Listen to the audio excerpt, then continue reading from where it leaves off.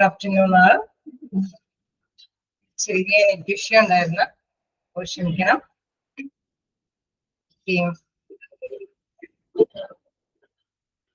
Minute ഈ presentation കൂടി ഒന്ന് ശരിയാക്കിക്കോട്ടെ.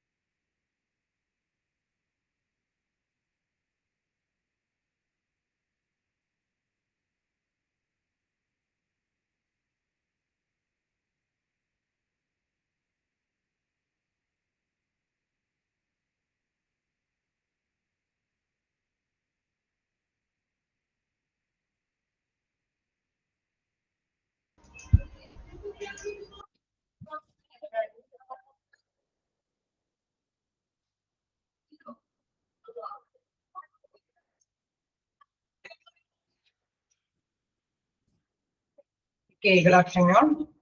നമുക്ക് സ്റ്റാർട്ട് ചെയ്യാം. ഡിലേ വരുന്നുണ്ട് പ്രസന്റേഷൻ വരാനായിട്ട്. നിങ്ങളുടെ കയ്യിലെ ടെക്സ്റ്റുകളുണ്ടല്ലോ അല്ലേ? നമുക്ക് നമ്മുടെ ഭാഗം കണ്ടിന്യൂ ചെയ്യാം. മാർക്കറ്റിംഗിന്റെ ലാസ്റ്റ് പോർഷൻസ് വരെ നമ്മൾ എടുക്കും അല്ലെ? വായിച്ചു നോക്കിയായിരുന്നോ? എന്തെങ്കിലും ഡൗട്ടുകളുണ്ടോ?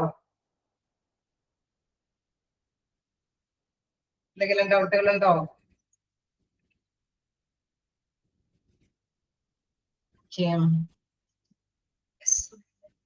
അപ്പൊ അതില് നമ്മൾ പ്രധാനമായിട്ട് ഡിസ്കസ് ചെയ്തത് മാർക്കറ്റിംഗ് എന്ന് പറയുമ്പോൾ തീർച്ചയായിട്ടും ഹോസ്പിറ്റലിൽ നല്ല പേര് കേട്ട ഒരു ഹോസ്പിറ്റൽ അല്ലെങ്കിൽ നല്ലൊരു സാറ്റിസ്ഫാക്ഷൻ ആയിട്ടുള്ള ഒരു സർവീസ് ആണ് പ്രൊവൈഡ് ചെയ്യുന്നെങ്കിൽ മാത്രമാണ് പേഷ്യൻസും ഉണ്ടാവുന്നത് അല്ലെ? അപ്പൊ അതുമായി ബന്ധപ്പെട്ട് തീർച്ചയായിട്ടും നമുക്കറിയാം അവിടെ ആ രീതിയിൽ നമുക്കറിയാം ഒരു ഹോസ്പിറ്റൽ സ്റ്റാർട്ട് ചെയ്ത് കഴിഞ്ഞാൽ പേഷ്യൻസ് ഉണ്ടാവുമോ എന്നൊക്കെ കൃത്യമായിട്ട് മനസ്സിലാക്കിയതിനു ശേഷം മാത്രമാണ് അത് സ്റ്റാർട്ട് ചെയ്യാൻ പറ്റുള്ളൂ എന്ന് നമ്മൾ ഡിസ്കസ് ചെയ്തു. ലാസ്റ്റ്ലി നമുക്ക് നോക്കേണ്ടത് എന്താണ്? അവിടെ മാർക്കറ്റിംഗ് കമ്മ്യൂണിക്കേഷൻ ആണ്. ഓക്കെ, മാർക്കറ്റിംഗ് കമ്മ്യൂണിക്കേഷൻ എന്ന് പറയുമ്പോൾ തീർച്ചയായിട്ടും നമുക്കറിയാം നല്ല രീതിയിൽ കമ്മ്യൂണിക്കേഷൻ നടത്തിയാലാണ് ഒരു പബ്ലിസിറ്റി കിട്ടുന്നത് അല്ലെ? ഏതൊരു സ്ഥാപനമാണെങ്കിലും അങ്ങനെ തന്നെയാണ് അല്ലേ? ശരിയല്ലേ? ഏതൊരു പ്രൊഡക്റ്റ് ആണെങ്കിലും സർവീസ് ആണെങ്കിലും എല്ലാവരുടെ ഇടയിലും പേര് കേട്ടതാണെങ്കിൽ നല്ല സേവനമാണെന്നൊക്കെ പേര് കേട്ടാൽ മാത്രമാണ് അവിടേക്ക് പേഷ്യൻസ് ഒക്കെ എത്തിപ്പെടുന്നത് അല്ലെ? അപ്പൊ തീർച്ചയായിട്ടും ആ ഒരു രീതിയിലേക്ക് നോക്കുകയാണെങ്കിൽ marketing communication is the most noticeable of any of the marketing variable. Okay, തീർച്ചയായിട്ടും നമുക്കറിയാം അവിടെ മാർക്കറ്റിംഗ് കമ്മ്യൂണിക്കേഷൻ ഏതാണെങ്കിലും നമുക്കറിയാം വലിയ നല്ലൊരു പ്രൊഡക്റ്റ് ആണ്, ക്വാളിറ്റി ഉള്ള പ്രൊഡക്റ്റ് ആണ്, പ്രൈസ് വലിയ കുഴപ്പമില്ല, അതിന് മാർക്കറ്റിംഗ് പ്ലേസ് അല്ലെ നല്ല പ്ലേസിലാണ്, അവിടെ വേണമെങ്കിൽ എത്തിപ്പെടാനൊക്കെ എളുപ്പമാണ്.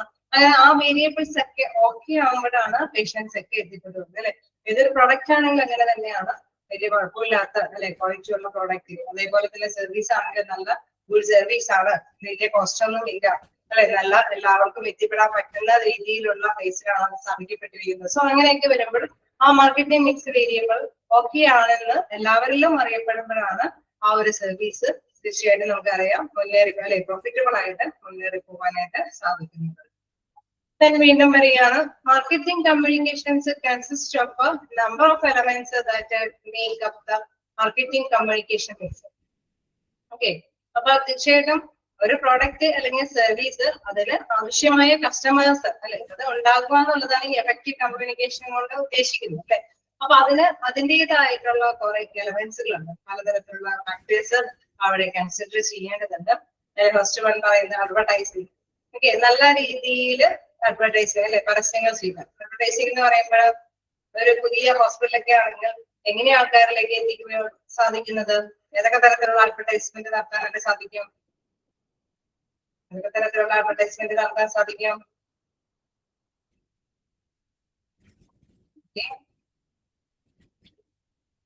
ന്യൂസ് വഴി, ന്യൂസ് പേപ്പർ വഴി, പിന്നെ ടെലിഫോൺ വഴി. ഓക്കെ, എല്ലാവരും അറിയപ്പെടുത്താനായിട്ട് നമുക്ക് പല മാധ്യമങ്ങളും ഉപയോഗിക്കാം. അഡ്വർടൈസിംഗ്, ന്യൂസ് പേപ്പർ, മാഗസീൻസോ അല്ലെ, ഔട്ട്ലെറ്റ്സുകളൊക്കെ നമുക്ക് എന്താണ് പരസ്യങ്ങൾ, ഓക്കെ, നോട്ടീസ് ഒക്കെ കൊടുത്ത് നമുക്ക് മറ്റുള്ളവരിലേക്ക് എത്തിക്കാൻ സാധിക്കും. പേഴ്സണൽ സെല്ലിങ്, അതായത് വ്യക്തിപരമായിട്ട് തന്നെ നമുക്ക് മറ്റുള്ളവരൊക്കെ ആയിട്ട് ഡീൽ ചെയ്യാം അല്ലെ. പിന്നെ ഹോസ്പിറ്റൽ സ്ഥാപിക്കപ്പെടുന്നുണ്ട് അല്ലെ, കേസ് പ്രത്യേകമായിട്ട് നമുക്കറിയാം എല്ലാ ഒരുപാട് ജനങ്ങൾ അല്ലെ, ക്രൗഡ് ഓഫ് പീപ്പിൾസ് എവിടെയെങ്കിലും വർക്ക് ചെയ്യുന്നുണ്ടെങ്കിൽ അവിടെ ഇതുമായി ബന്ധപ്പെട്ട് നേരിട്ട് തന്നെ ഇന്ന ഹോസ്പിറ്റൽ അവിടെ സ്റ്റാർട്ട് ചെയ്യാൻ ഉദ്ദേശിക്കുന്നുണ്ട്, അല്ലെങ്കിൽ ഇന്ന പ്രൊഡക്റ്റ്, ആ പ്രൊഡക്റ്റിന്റെ ഗുണമേന്മ, ഈ ഹോസ്പിറ്റലിന്റെ പ്രത്യേകത, നല്ല അല്ലെ സർജൻ ഉണ്ട്, അല്ലെങ്കിൽ നല്ല ഓർത്തോപെഡിസ്റ്റ് ഉണ്ട്, ഏതെങ്കിലും ഡോക്ടറുണ്ടൊക്കെ അല്ലെ, പ്രത്യേകമായിട്ട് ഇൻഫോർമേഷൻസ് ഒക്കെ പാസ് ചെയ്തിട്ട് നേരിട്ട് തന്നെ വേണമെങ്കിൽ advertisement. Okay, sale promotion. Okay, sale promotion എന്നൊക്കെ പറയുമ്പോൾ നമുക്കറിയാം എന്തെങ്കിലും സാധനങ്ങളൊക്കെ വിൽക്കുമ്പോൾ ആദ്യം നമുക്കറിയാം ഒരുപാട് പ്രോഫിറ്റ് അല്ലെ ഗെയിൻ ചെയ്യാനായിട്ട് ആരും ശ്രമിക്കില്ല. അപ്പൊ പ്രോഡക്റ്റിനെ കുറിച്ചിട്ട്, സർവീസിനെ കുറിച്ചിട്ട് എല്ലാവരിലേക്കും നല്ല രീതിയിൽ അഭിപ്രായം കിട്ടത്തക്ക വിധത്തിൽ അവർ ചെറിയ രീതിയിലൊക്കെ ഡിസ്കൗണ്ട് ഒക്കെ കൊടുത്തിട്ടായിരിക്കും അല്ലെ, വളരെ ഒരുപാട് കോസ്റ്റ് ഒന്നും ഇല്ലാത്ത തരത്തിലായിരിക്കും അവരെ എല്ലാവരിലേക്കും ആ പ്രോഡക്റ്റിനെ കുറിച്ചിട്ട്, സർവീസിനെ കുറിച്ചിട്ട് ഉള്ള അവബോധം ഉണ്ടാക്കുന്നത്.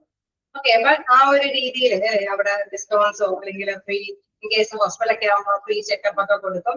ഫസ്റ്റ്ലി അല്ലെ, അങ്ങനെയൊക്കെ ഫ്രീ ചെക്കപ്പ് ഒക്കെ കൊടുത്ത് ഷുഗർ ഒക്കെ പരിശോധിക്കുന്നത്, ഫ്രീ ആയിട്ടൊക്കെ ഷുഗർ ഒക്കെ വന്ന് പരിശോധിച്ച് ആ ഹോസ്പിറ്റലിനെ കുറിച്ചിട്ടുള്ള ഇൻഫോർമേഷൻസ് ഒക്കെ പബ്ലിസിറ്റി ആക്കാനായിട്ട് ശ്രമിക്കും അല്ലേ. അങ്ങനെയൊക്കെ കാണാറുണ്ടോ? കണ്ടിട്ടുണ്ടോ അങ്ങനെയൊക്കെ ഫ്രീ ചെക്കപ്പ് ഒക്കെ? ഓക്കെ, പുതിയ ഹോസ്പിറ്റലൊക്കെ ആകുമ്പോഴാണ് അങ്ങനെയുള്ള ഒരു എല്ലാവരിലേക്കും അതിനെ കുറിച്ചിട്ട് ഒരു അവയർനെസ് കിട്ടുന്നതിന് വേണ്ടിയിട്ട് ആ രീതിയിൽ ഫോളോ ചെയ്യുന്നത്. തന്നെ നമുക്കറിയാം പബ്ലിസിറ്റി എന്ന് പറയുമ്പോൾ ഏത് രീതിയിലും ഇപ്പൊ ഈ പറഞ്ഞ മാതിരി തന്നെ പൊതു പ്രചാരം വേണമെങ്കിൽ അല്ലെ, വലിയ വോളിയത്തിലൊക്കെ വേണമെങ്കിൽ അഡ്വർടൈസ്മെന്റ് അല്ലെ, നമുക്കറിയാം പഴയ കാലഘട്ടത്തിലൊക്കെ എപ്പോഴും ഇതുമാതിരി പരസ്യങ്ങൾ ഇങ്ങനെ പറഞ്ഞുകൊണ്ടല്ലേ വാഹനങ്ങളൊക്കെ പോകും. എന്ന രീതിയിൽ പബ്ലിസിറ്റി ആയിട്ട് വേണമെങ്കിൽ ലൗഡ് സ്പീക്കറൊക്കെ ഉപയോഗിച്ചിട്ട് വേണമെങ്കിൽ അറിയിക്കാം. ഇങ്ങനെ ഉദ്ഘാടനവും കാര്യങ്ങളൊക്കെ വെച്ചിട്ട് ആ ഹോസ്പിറ്റലിനെ കുറിച്ചിട്ട് അതിന്റെ മെയിൻ ആയിട്ടുള്ള പ്രവർത്തനങ്ങളെ കുറിച്ചിട്ടൊക്കെ മെയിൻ ആയിട്ട് പബ്ലിസിറ്റി ആയിട്ട് നമുക്ക് കൈകാര്യം ചെയ്ത് ആ മറ്റുള്ളവരെ കമ്മ്യൂണിക്കേറ്റ് ചെയ്യാവുന്നതാണ്. Direct marketing and cyber marketing. അതായത് ഡയറക്റ്റ് മാർക്കറ്റിംഗ് ഇപ്പോ ടെക്നോളജി ഡെവലപ്പ് ചെയ്തതനുസരിച്ചിട്ട് SMS-ഓ അല്ലെങ്കിൽ ഇമെയിലൊക്കെ വഴി നേരിട്ട് തന്നെ മാർക്കറ്റിംഗ് ഒക്കെ നടത്താം. സൈബർ മാർക്കറ്റിംഗ് ഒക്കെ പറയുമ്പോൾ നമുക്കറിയാം ഇപ്പൊ ഫേസ്ബുക്കും അല്ലെ, അവിടെ യൂട്യൂബിലൊക്കെ അഡ്വർടൈസ്മെന്റ് ഒക്കെ കൊടുത്ത് എല്ലാവരെയും ഇൻഫോം ചെയ്യാനൊക്കെ ഉണ്ട്. പല രീതിയിൽ നമുക്ക് നമ്മുടെ ഹോസ്പിറ്റലിനെ കുറിച്ചിട്ട്, നമ്മുടെ പ്രൊഡക്റ്റിനെ കുറിച്ചിട്ട് കമ്മ്യൂണിക്കേറ്റ് ചെയ്യാം. മെയിൻ ആയിട്ടുള്ള ലക്ഷ്യം എന്ന് പറയുന്നത് അത് മോസ്റ്റ് ആയിട്ട് അല്ലെ, ഒരുപാട് കസ്റ്റമേഴ്സിനെ നേടിയെടുക്കുന്നതിന് വേണ്ടിയിട്ടാണ് ഇത്തരത്തിലുള്ള കമ്മ്യൂണിക്കേഷൻ നടപ്പാക്കുന്നത്. ഓക്കെ, ക്ലിയർ ആണോ? മാർക്കറ്റിംഗ് കമ്മ്യൂണിക്കേഷൻ എന്ന് പറയുന്നത് ക്ലിയർ ആണോ?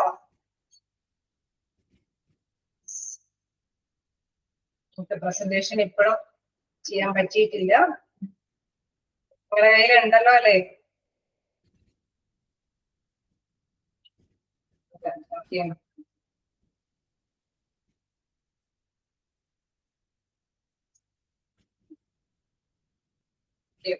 നമ്മുടെ ക്ലാസ് ചെയ്ത് പോവാൻ ഇങ്ങനെ ഒരു ഡിസ്റ്റർബൻസ് ഉണ്ട്. ഓക്കെ, അത് നമുക്ക് എന്തായാലും എത്രയും പെട്ടെന്ന് പരിഹരിക്കാൻ തന്നെ ശ്രമിക്കാം. ഓക്കെ, ലാസ്റ്റ് നമ്മുടെ നെക്സ്റ്റ് പോയിന്റ് എന്ന് പറയുന്നത് ലാസ്റ്റ് പോർഷൻ അല്ലെ, മാർക്കറ്റിംഗ് കമ്മ്യൂണിക്കേഷൻ. മാർക്കറ്റിംഗ് കമ്മ്യൂണിക്കേഷന്റെ ആ ഒരു മെത്തേഡ്, ഏത് മെത്തേഡ് വേണമെങ്കിലും നമുക്ക് ഫോളോ ചെയ്യാമെന്ന് നമ്മൾ പറയുന്നുണ്ട്. സോ അത് വീണ്ടും അത് മെത്തേഡുമായിട്ട് ഒന്നുകൂടി പരിചയപ്പെടുത്തുന്ന ഒരു ഭാഗമാണ് ഇവിടെ പറയുന്നത്. Few marketing methods are health education camps. അല്ലെ, ഹോസ്പിറ്റൽ ആയതുകൊണ്ട് പ്രധാനമായിട്ടും അതിനെ പബ്ലിസിറ്റി കൊടുക്കുന്നത് നമ്മൾ നേരത്തെ പറഞ്ഞ മാതിരി തന്നെ അല്ലെ, എല്ലാവരിലേക്ക് ഡിസ്കൗണ്ട് സെയിലും കാര്യങ്ങളൊന്നും നടപ്പാക്കാൻ പറ്റില്ല അല്ലെ. അവിടെ പൊതുവെ നമുക്കറിയാം ഹോസ്പിറ്റലിനെ കുറിച്ചിട്ടുള്ള ഒരു അവയർനെസ് എല്ലാവരിലേക്കും പങ്കുവയ്ക്കണമെങ്കിൽ വേറൊരു രീതിയാണ് അല്ലെ. അവിടെ നല്ലൊരു ഡോക്ടറിന്റെ സേവനമാണ്, അല്ലെങ്കിൽ എളുപ്പത്തില് സേവനങ്ങൾ നേടിയെടുക്കാൻ പറ്റും എന്നൊക്കെയുള്ള രീതിയിലുള്ള പ്രചാരണങ്ങളാണ് കൂടുതൽ ഫലവത്താകുന്നത്. സോ അവിടെ ഹെൽത്ത് എഡ്യൂക്കേഷൻ ക്യാമ്പുകളൊക്കെ സംഘടിപ്പിക്കാം അല്ലെ. ആരോഗ്യ വിദ്യാഭ്യാസ ക്യാമ്പുകളൊക്കെ സംഘടിപ്പിച്ച് നല്ലൊരു ബോധവൽക്കരണം നടത്താം. Awareness programme for consumers and medical camps, ഇതേമാതിരി ബോധവൽക്കരണ പരിപാടികൾ ഈ പറഞ്ഞ രോഗപ്രതിരോധ അല്ലെ, പ്രത്യേകിച്ച് മഴക്കാലങ്ങളൊക്കെ വരുമ്പോൾ രോഗപ്രതിരോധ മാർഗങ്ങൾ എന്തൊക്കെയാണ് ഈ നമ്മുടെ ഹോസ്പിറ്റലിൽ അതിനു വേണ്ടിയിട്ട് കുറച്ചും കൂടി കെയർഫുൾ ആയിട്ട് എങ്ങനെയൊക്കെയാണ് ഹാൻഡിൽ ചെയ്യുന്നത് അല്ലെ. ഡെങ്കിപ്പനി അങ്ങനെയൊക്കെയുള്ള ഇതുകളൊക്കെ വരുമ്പോൾ എന്തൊക്കെ വാക്സിൻ ഒക്കെ എടുക്കണം, അതിനെ കുറച്ച് കൂടുതലായിട്ട് നല്ല നോളജ് പങ്കുവയ്ക്കുന്ന ഡോക്ടേഴ്സ് ഒക്കെ ഉണ്ടാവുമ്പോൾ തീർച്ചയായിട്ടും പൊതുജനങ്ങളുടെ ഇടയിൽ നല്ല ഇംപ്രഷൻ ആയിരിക്കും അല്ലെ. നമുക്ക് ഇത്രയും കഴിവിട്ട ഡോക്ടേഴ്സ് ഒക്കെ ഇന്ന ഹോസ്പിറ്റലൊക്കെ സേവനം ചെയ്യുന്നുണ്ട്. സോ ആ ഒരു സേവനം നേടിയെടുക്കാനൊക്കെ പേഷ്യൻസ് വില്ലിങ് ആവുകയും അവിടെ പോവുകയൊക്കെ ചെയ്യും. സോ ഹെൽത്ത് എഡ്യൂക്കേഷൻ ക്യാമ്പുകൾ വഴി, അവയർനെസ് പ്രോഗ്രാമുകൾ വഴി, കൺസ്യൂമേഴ്സ് മെഡിക്കൽ ക്യാമ്പുകളൊക്കെ വഴി ഈ പറഞ്ഞ മാതിരി നമുക്ക് ഹോസ്പിറ്റലിനെ കുറിച്ചിട്ട് അവയർനെസ് എല്ലാവർക്കും കൊടുക്കാം. അതുപോലെ തന്നെ website marketing to different avenues such as corporate insurance companies, smaller healthcare organizations. Okay, നമുക്കറിയാം വെബ്സൈറ്റ് വഴി മാർക്കറ്റിംഗ് അല്ലെ. ഇപ്പൊ നവേഡേയ്സിലൊക്കെ കുറച്ച് കൂടുതൽ വിവരങ്ങൾ അല്ലെ എല്ലാത്തിനെയും കുറിച്ചിട്ട് ഡോക്ടേഴ്സ് അവരുടെ എഡ്യൂക്കേഷനും അവരുടെ ക്വാളിഫിക്കേഷനും എക്സ്പീരിയൻസും അതേപോലെ തന്നെ ഇൻ കേസ് ഹോസ്പിറ്റലിലുള്ള ഒരുപാട് ഫെസിലിറ്റീസ് എല്ലാം കൂടി ഉൾക്കൊള്ളിട്ടുള്ള വെബ് പേജുകളൊക്കെ ഉണ്ടാവും. അപ്പൊ സോ ഏതൊരു പേഴ്സണും അല്ലെ ഏതൊരു കസ്റ്റമറിനും അതിലേക്ക് കയറി ചെന്ന് അല്ലെ നല്ല രീതിയിൽ ഇവാലുവേറ്റ് ചെയ്യാനായിട്ട് സാധിക്കും, വിലയിരുത്താനായിട്ട് സാധിക്കും. ഈ ഹോസ്പിറ്റലിന്റെ പ്രത്യേകത എന്തൊക്കെയാണ് അല്ലെ, ഈ ഹോസ്പിറ്റലിലെ എന്തൊക്കെ സൗകര്യങ്ങൾ എങ്ങനെയാണ്, കോസ്റ്റും കാര്യങ്ങളൊക്കെ എളുപ്പത്തിൽ മനസ്സിലാക്കാനൊക്കെ ആയിട്ട് സാധിക്കും. അതേപോലെ തന്നെ ഇൻഷുറൻസ് കമ്പനികളാണെങ്കിലും അല്ലെ സൗജന്യമായിട്ട് എന്തെങ്കിലുമൊക്കെ കുറച്ചും കൂടി അല്ലെ ഫണ്ട് കുറഞ്ഞ രീതിയിൽ നമുക്ക് സേവനം ലഭ്യമാക്കാനായിട്ടുള്ള സാധ്യതകളുണ്ടോ എന്നൊക്കെയുള്ള കാര്യങ്ങളൊക്കെ അവയർനെസ് ഒക്കെ കൊടുക്കാവുന്നതാണ്. സ്മാൾ ഹെൽത്ത് കെയർ ഓർഗനൈസേഷൻസ് തീർച്ചയായിട്ടും നമുക്കറിയാം വെബ്സൈറ്റിലൂടെ നമ്മൾ കുറച്ചും കൂടി കാര്യങ്ങളൊക്കെ കൊടുക്കുമ്പോൾ കുറച്ചും കൂടി അല്ലെ ചെറിയ ചെറിയ ഹെൽത്ത് കെയർ ഓർഗനൈസേഷനൊക്കെ ആണെങ്കിൽ അതുവഴി അല്ലെ കുറച്ച് കൂടുതൽ നമുക്ക് കോംപ്ലക്സിറ്റി ഒക്കെ മനസ്സിലാക്കാനായിട്ട് ചെറിയ ചെറിയ കാര്യങ്ങളൊക്കെ ആകുമ്പോൾ അവർക്ക് ഷുഗർ, പ്രഷർ, കൊളസ്ട്രോൾ ഇതൊക്കെ മെയിൻ ആയിട്ട് ആ ഒരു കാര്യങ്ങളൊക്കെ പെട്ടെന്ന് തന്നെ മനസ്സിലാക്കുന്ന രീതിയിലുള്ള ഒരു നോളജ് അവർക്ക് പകർന്നു കൊടുക്കുക. International patients from medical tourism അവിടെ തീർച്ചയായിട്ടും നമുക്കറിയാം വിദേശ രാജ്യങ്ങളിൽ നിന്നും പേഷ്യൻസിനെ അവരെ കരസ്ഥമാക്കാനായിട്ടുള്ള പല രീതികളും അല്ലെ. ഇപ്പൊ നമുക്കറിയാം നവഡേയ്സിലൊക്കെ ആരോഗ്യം കുറച്ചും കൂടി ആയുർവേദ ചികിത്സകള് അല്ലെങ്കിൽ നമ്മുടെ ഹോസ്പിറ്റലിലേക്ക് അനുയോജ്യമായിട്ടുള്ള അവരെ വിദേശികളെ കൂടി കോൺസെൻട്രേറ്റ് ചെയ്തുകൊണ്ട് പലതരം നൂതന ആശയങ്ങളൊക്കെ സംഘടിപ്പിച്ചു കൊടുക്കണം. അപ്പൊ അവര് തീർച്ചയായിട്ടും നമ്മുടെ ഹോസ്പിറ്റലിലേക്ക് അട്രാക്ട് ചെയ്യുന്ന കുറെ പോളിസികൾ അല്ലെങ്കിൽ കുറെ ഫെസിലിറ്റീസ് ഒക്കെ അവർക്ക് വേണ്ടിയിട്ട് അനുവദിക്കും. അങ്ങനെ വരുമ്പോൾ തീർച്ചയായിട്ടും നമുക്കറിയാം വിദേശികൾ നമ്മുടെ ഹോസ്പിറ്റലിലേക്ക് സേവനങ്ങൾ നേടിയെടുക്കാനൊക്കെ ഉണ്ട്. ഓക്കെ, അപ്പൊ നമ്മൾ എന്തിനെയൊക്കെയാണ് കോൺസെൻട്രേറ്റ് ചെയ്യുന്നത്, ഏതൊക്കെ വിഭാഗത്തിനെയാണ് കോൺസെൻട്രേറ്റ് ചെയ്യുന്നത്, അതിന് അനുയോജ്യമായ രീതിയിൽ ഇപ്പൊ കേസ് ഒരു ലോക്കൽ ഏരിയനെയാണ് നമ്മൾ കോൺസെൻട്രേറ്റ് ചെയ്യുന്നതെങ്കിൽ അവിടെ ഒരു മെഡിക്കൽ ക്യാമ്പ് ഒക്കെ സംഘടിപ്പിച്ചിട്ടാണ് അവിടെയുള്ള ഡോക്ടേഴ്സിനെയും കുറിച്ചിട്ടും അല്ലെങ്കിൽ സേവനങ്ങളെ കുറിച്ചിട്ടും അവയർനെസ് കൊടുക്കുന്നു. അതേസമയം കുറച്ചും കൂടി ഫിനാൻഷ്യലി അല്ലെ ഒരുപാട് ഇൻവെസ്റ്റ്മെന്റ് നടത്തിയിട്ട് വിദേശികളെയാണ് അട്രാക്ട് ചെയ്യാൻ ഉദ്ദേശിക്കുന്നതെങ്കിൽ തീർച്ചയായിട്ടും ആ ഒരു രീതിയിൽ ഇന്റർനാഷണൽ ആയിട്ടുള്ള ഒരു രീതിയിൽ തന്നെ അവർക്ക് അഡ്വർടൈസ്മെന്റും കാര്യങ്ങളൊക്കെ കൊടുത്ത് അവരെ അട്രാക്ട് ചെയ്യും. ഓക്കെ, അപ്പൊ ഒരു ടൂറിസം രീതിയിൽ തന്നെ അട്രാക്ട് ചെയ്യുന്ന രീതിയാണ് അവലംബിക്കേണ്ടത്. സോ ഏത് തരത്തിലാണ് നമുക്ക് കസ്റ്റമേഴ്സ് വേണ്ടി വരുന്നത്, ആ കസ്റ്റമേഴ്സിന്റെ ആ ഒരു സ്വാഭാവികത മനസ്സിലാക്കിയിട്ട് അതനുസരിച്ചിട്ട് അഡ്വർടൈസ്മെന്റ് ചെയ്യാനായിട്ട് ശ്രമിക്കുക. ഓക്കെ, ക്ലിയർ ആണോ? ഒരു മെത്തേഡ് എന്ന് പറയുമ്പോൾ നമുക്കറിയാം ഏത് മെത്തേഡ് വേണമെങ്കിലും തിരഞ്ഞെടുക്കാം, പക്ഷെ എല്ലാത്തിലും കസ്റ്റമേഴ്സ് ഉണ്ടാവണം എന്നുള്ള ഒരു എയിമാണ് പ്രധാനമായിട്ട് വരുന്നത്. ഓക്കെ, ജസ്റ്റ് മനസ്സിലാക്കി പോകാനേ ഉള്ളൂ. ഓക്കെ, നെക്സ്റ്റ് നോക്കുകയാണെങ്കിൽ effective hospital marketing is fulfilled by the developing smart and sensible advertising and marketing campaigns. Okay, നമുക്കറിയാം ഒരു ഫലപ്രദമായിട്ടുള്ള ഹോസ്പിറ്റൽ എന്ന് പറയുന്നത് തീർച്ചയായിട്ടും അത് നല്ല സ്മാർട്ടായിട്ട് സെൻസിബിൾ ആയിട്ട് അഡ്വർടൈസ്മെന്റ് കൊടുക്കുന്ന ഒരു ഹോസ്പിറ്റൽ ആണെങ്കിൽ തീർച്ചയായിട്ടും കസ്റ്റമേഴ്സ് ഉണ്ടാവും. അപ്പൊ നല്ല രീതിയിൽ പ്രോഫിറ്റബിൾ ആയിട്ട് അല്ലെ നല്ല എഫക്റ്റീവ് ആയിട്ടും അത് റൺ ചെയ്യുകയും ചെയ്യും. അപ്പൊ അതിന് പിന്നില് എടുത്തെടുക്കുക എന്ന് പറയുന്നത് നല്ല രീതിയിലുള്ള കമ്മ്യൂണിക്കേഷൻ അല്ലെങ്കിൽ നല്ല രീതിയിലുള്ള ഒരു അഡ്വർടൈസ്മെന്റ് അവിടെ നിലകൊള്ളുന്നത് കൊണ്ടാണ് ഒരുപാട് പേഷ്യൻസ് വരുന്നത്. അതായത് നമ്മുടെ ഹോസ്പിറ്റലിനെ കുറിച്ചിട്ടുള്ള അവയർനെസ് എല്ലാവരിലും എത്തിപ്പെടുമ്പോൾ തീർച്ചയായിട്ടും പേഷ്യൻസ് കടന്നു വരാനായിട്ട് ശ്രമിക്കും എന്നുള്ളതാണ്. Hospital marketing campaigns should consist of a well-structured media mix to include a press releases, print, television, radio, and paper. Okay, നമുക്കറിയാം ഇപ്പോ എന്താ പറയുക, നമ്മൾ അല്ലെ റേഡിയോയിലൊക്കെ പരസ്യങ്ങളൊക്കെ അല്ലെങ്കിൽ ചില പ്രോഗ്രാമുകൾ തന്നെ അവതരിപ്പിക്കുന്ന ഇന്ന ഹോസ്പിറ്റലുമായി ബന്ധപ്പെട്ട് ആ ഒരു പ്രോഗ്രാമുകൾ അല്ലെ അതുമായി ബന്ധപ്പെട്ട അംബാസിഡേഴ്സിനൊക്കെ അവിടെ ഇൻവോൾവ് ചെയ്യിപ്പിച്ചതൊക്കെയാണ് പ്രോഗ്രാമുകളൊക്കെ കണ്ടക്ട് ചെയ്യുന്നത്. അങ്ങനെ വരുമ്പോഴും നമുക്കറിയാം ആ ഹോസ്പിറ്റലിന് ഇത്രയും അല്ലെ നല്ല രീതിയിലുള്ള ഫെസിലിറ്റീസ് കൈകാര്യം ചെയ്യാൻ പറ്റുന്നത് കൊണ്ടാണ് പബ്ലിക്കിന്റെ ഇടയിൽ ഇത്രയ്ക്ക് നല്ല പ്രോഗ്രാംസ് ഒക്കെ അവതരിപ്പിക്കാൻ പറ്റുന്നത് അല്ലെ. അപ്പൊ തീർച്ചയായിട്ടും പബ്ലിസിറ്റിക്ക് വേണ്ടിയിട്ട് ഏത് രീതി വേണമെങ്കിലും ഫോളോ ചെയ്യാം. നല്ല അംബാസിഡർമാരെ അഡ്വർടൈസ്മെന്റിന് ക്ഷണിക്കാം, അല്ലെങ്കിൽ അത് ലൊക്കാലിറ്റിയിൽ എന്തെങ്കിലും ക്യാമ്പയിൻ സംഘടിപ്പിച്ചിട്ട് അഡ്വർടൈസ്മെന്റ് കൊടുക്കാം. ടൂറിസം മേഖലയിലാണെങ്കിൽ ആ രീതിയിൽ നമ്മുടെ ഹോസ്പിറ്റലിനെ മോഡിഫൈ ചെയ്ത് അല്ലെ നല്ല വലിയ നല്ല നല്ല വെബ് പേജുകളൊക്കെ ക്രിയേറ്റ് ചെയ്ത് അവിടെ അട്രാക്ട് ചെയ്യാം. ഏത് രീതിയിലാണെങ്കിലും നല്ല എഫക്റ്റീവ് കമ്മ്യൂണിക്കേഷൻ ഉണ്ടായെങ്കിൽ ഈ രീതിയിൽ നമുക്ക് മനസ്സിലാക്കി എടുക്കാൻ പറ്റുന്ന അല്ലെ ഹോസ്പിറ്റലിന്റെ ഫെസിലിറ്റീസ് നമ്മൾ ഈ പറഞ്ഞ മാതിരി നല്ല ഒരു തൊഴിലാളിയെ അല്ലെ നല്ല ഡോക്ടേഴ്സിനെ നല്ല ഫെസിലിറ്റീസ് ഒക്കെ ഇംപ്ലിമെന്റ് ചെയ്തത് കൊണ്ട് പേഷ്യൻസ് ഉണ്ടാവണമെന്നില്ല. പേഷ്യൻസ് എന്ന് പറയുന്നത് കസ്റ്റമേഴ്സ് എന്ന് പറയുന്നത് അവരുടെ ഇടയിൽ നല്ല ബോധ്യം ഉണ്ടാവണം, നല്ല ഡോക്ടേഴ്സ് ഉണ്ട്, നല്ല സേവനമുണ്ട്, നല്ല മിഷനൊക്കെയാണ് അവിടെ യൂട്ടിലൈസ് ചെയ്യുന്നത്, എല്ലാവർക്കും എത്തിപ്പെടാൻ പറ്റുന്ന ഏരിയാസ് ആണ് എന്നുള്ളത് ഏതെങ്കിലും രീതിയിലൂടെ അവർക്ക് അറിയാൻ സാധിക്കും. അത് ഏത് മെത്തേഡ് ഉപയോഗിച്ചിട്ടും എന്താണ് അവിടെ കസ്റ്റമേഴ്സിനെ നമുക്ക് നേടിയെടുക്കാനായിട്ടുള്ള രീതി അവലംബിക്കാവുന്നതാണ്. ഓക്കെ, ക്ലിയർ ആണോ? ചെറിയൊരു ഭാഗമാണ് കമ്മ്യൂണിക്കേഷൻ എന്ന് പറയുന്നത്. ഓക്കെ, ക്ലിയർ ആണോ? നമ്മുടെ ഷെയർ ചെയ്യാനായിട്ട് പറ്റുന്നുണ്ട്.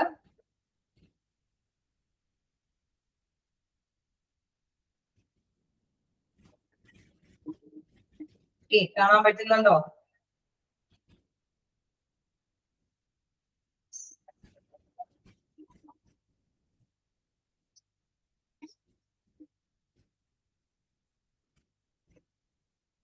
ഇപ്പോൾ നമ്മൾക്ക് കുറച്ച് ഭാഗമുള്ളൂ. ഇതാണ് കമ്മ്യൂണിക്കേഷൻ എന്നുള്ളത് ചോദിച്ചു കഴിഞ്ഞാൽ ഓർത്ത് വെച്ചേക്കാം.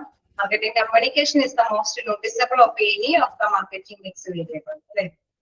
തീർച്ചയായിട്ടും നമുക്കറിയാം നമുക്ക് കസ്റ്റമേഴ്സിനെ നീഡ് ചെയ്യുന്നതിന് വേണ്ടിയിട്ടുള്ള ഒരു കാര്യമാണ് മാർക്കറ്റിംഗ് കമ്മ്യൂണിക്കേഷൻ കൊണ്ട് ഉദ്ദേശിക്കുന്നത്. ഡിഫറെന്റ് ടൈപ്സ് അല്ലെ, ഏതൊക്കെ മെത്തേഡ്സ് യൂസ് ചെയ്യാമെന്ന് ചോദിച്ചാലും ഏതൊക്കെ ഇൻ കേസ് നമുക്കറിയാം advertising, personal selling, sale promotion, publicity, direct marketing, ഇങ്ങനെ ഏത് രീതി അവലംബിച്ചിട്ട് വേണമെങ്കിലും നമുക്ക് കമ്മ്യൂണിക്കേഷൻ നടത്തി കസ്റ്റമേഴ്സിനെ സമ്പാദിക്കാവുന്നതാണ് എന്നുള്ളതാണ് അവിടെ കൃത്യമായിട്ട് പ്രതിപാദിച്ചിരിക്കുന്നത്. ജസ്റ്റ് അതൊക്കെ ഒന്ന് നോട്ട് ചെയ്ത് പോകാം. ഇതൊക്കെ രീതിയിൽ നമുക്ക് കമ്മ്യൂണിക്കേറ്റ് ചെയ്യാൻ സാധിക്കും എന്നുള്ളതൊക്കെ ഇത് ഡീപ്പായിട്ടൊന്നും ചോദിച്ചു കാണാറില്ല, ചെറിയൊരു ഭാഗമായിരുന്നുകൊണ്ട്. ഓക്കെ, ക്ലിയർ അല്ലേ? ക്ലിയറോ?